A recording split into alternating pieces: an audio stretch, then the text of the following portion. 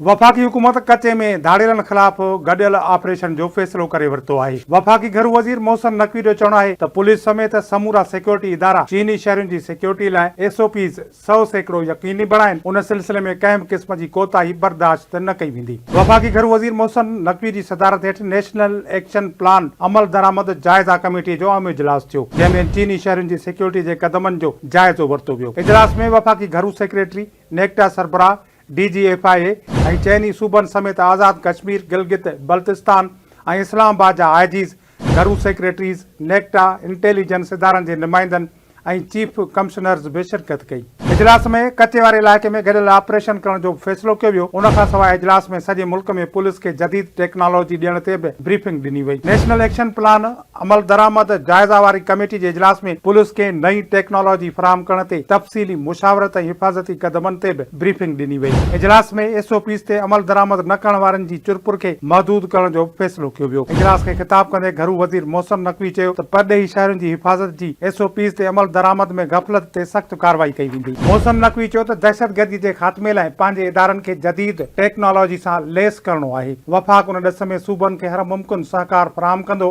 कचे मां शरपसंद अंसरनि जो गॾियल ऑपरेशन सां मुस्तक़िल ख़ात्मो आंदो वेंदो। कचे में गॾियल ऑपरेशन लाइ ड्रोन समेत जदीद टेक्नोलॉजीअ खे इस्तेमाल में आंदो वेंदो।